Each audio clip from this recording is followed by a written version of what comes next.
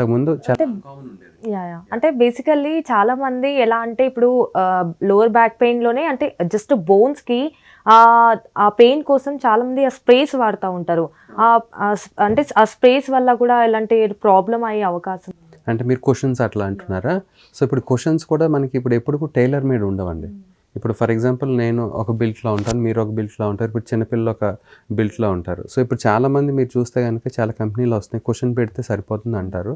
చాలామంది ఏం చెప్తున్నారంటే అది మన కాంటూర్ని తీసుకుంటుంది అని చెప్తాం. కానీ ఫర్ ఎగ్జాంపుల్ నేనే ఇప్పుడు ఒక క్వశ్చన్ పెట్టుకున్నాను అనుకోండి, ఇప్పుడు నా పని మీద వర్క్ మీద కాన్సన్ట్రేషన్ ఉంటుందా, క్వశ్చన్ మీద కాన్సన్ట్రేషన్ ఉంటుందా?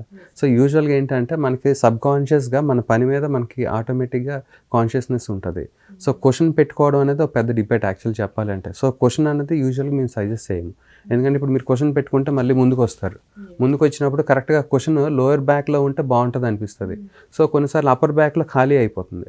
సో చాలామంది ఏం చేస్తారు, ఈ క్వశ్చన్ ఇప్పుడు లోయర్ బ్యాక్లో ఉన్నప్పుడు అప్పర్ బ్యాక్ ఇలా వెనక్కి వెళ్తారు. సో అది కూడా మళ్ళీ ఆడ్ పోస్చరే. అర్థమైందండి. సో మనకి ఎప్పుడైతే లోయర్ బ్యాక్లో ఒత్తి క్వశ్చన్ పెడితే అది కొంచెం ముందుకు వెళ్తాం, అప్పర్ బ్యాక్లో మనకు సపోర్ట్ ఉంటుంది. ఇప్పుడు కొన్నిసార్లు ఏం చేస్తాం, అప్పర్ బ్యాక్లో సపోర్ట్ లేదు కదా అని మనం వెనక్కి వాళ్తాం తెలియకుండా, అప్పుడు మళ్ళీ లోడ్ అనేది ఎక్కువైపోతుంది. సో యూజువల్గా ఏం చేస్తామంటే మనం అంటే ఇప్పుడు ఫర్ ఎగ్జాంపుల్ ఒక 20 years ఏజ్ నుంచి ఆర్ మనకి ఒక రకమైన వయసు తెలిసినంతవరకు, అంటే ఇప్పుడు సే 10 years నుంచి అనుకోవచ్చు, 8 years పిల్లలంటే కొంచెం అర్థం చేసుకోవడం కాదు. సో అబౌవ్ 10 years నుంచి మనం వాళ్ళకి చెప్తూ ఉంటే బేసికల్గా ప్రతి ఒక్క మూమెంట్లో మీరు పాస్చర్ మెయింటైన్ చేసుకోండి అని చెప్తూ ఉండడం, లేకపోతే ఒక అబౌవ్ 20 years అనుకోండి, మనకు మెయింటైన్ చేసే కెపాసిటీ ఉన్నంత వరకు మీరే మెయింటైన్ చేయండి అని చెప్తాం.